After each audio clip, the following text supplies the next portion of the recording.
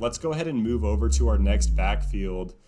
We're going to talk about the San Francisco 49ers and that split between Tevin Coleman and Raheem Mostert. So Matt Breida is out of town this year.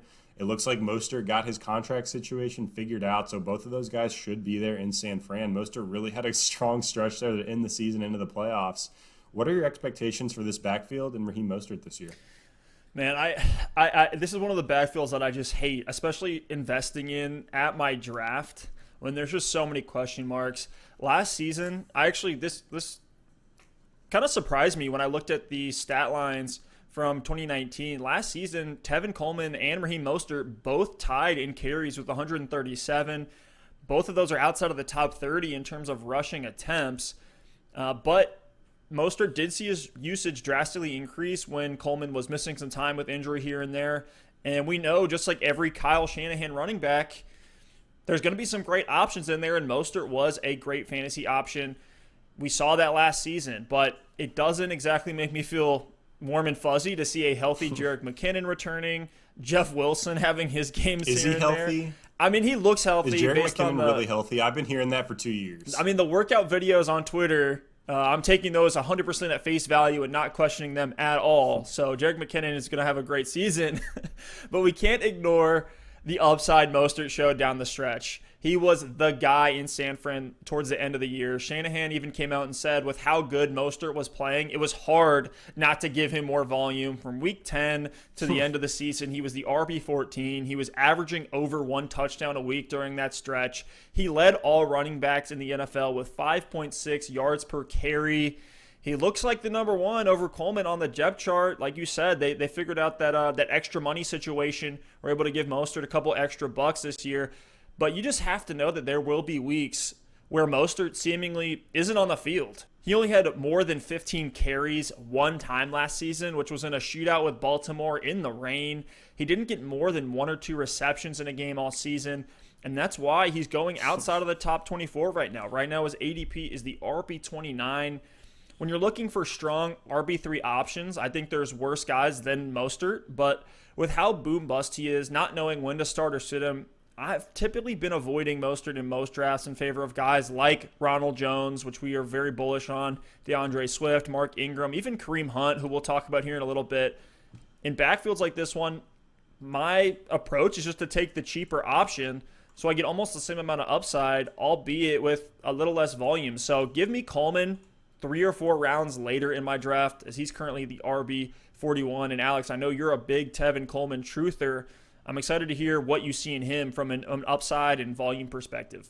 Yeah, I mean, I wouldn't really call it being a Tevin Coleman truther, but I'll tell you, I find myself taking Tevin Coleman a lot in drafts because the value's there.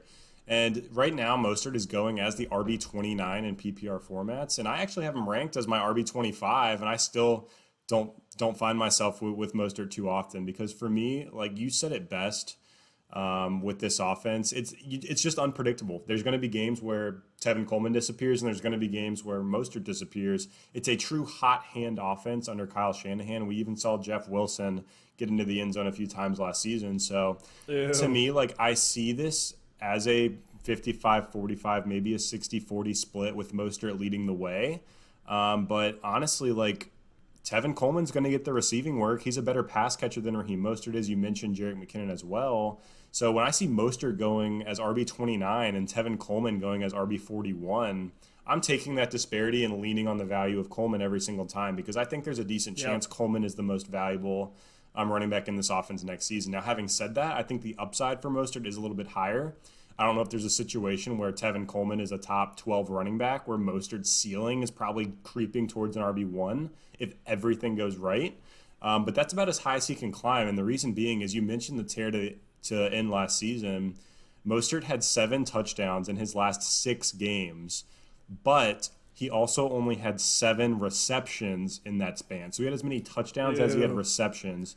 And to me, like even if you're crushing it on the ground, running for 100 yards a week and a touchdown every week, if you don't have the receiving work to go along with it in half PPR or PPR formats, you're never going to be able to break into that top 8, top 10 running back tier. You're just not. Like you look at all the top guys, McCaffrey, we know what he does receiving the football. Barkley gets a ton of targets. Kamara, even Zeke gets a ton of targets. So everyone we're talking about in that upper echelon of running back, Dalvin Cook as well, Aaron Jones, everybody up there gets the receiving work. And Jacobs, that's the big thing with Josh Jacobs, not to go too far off the topic here, but that's why he's like outside of that top tier, is because we're like, he needs the receiving work to have top 5 upside.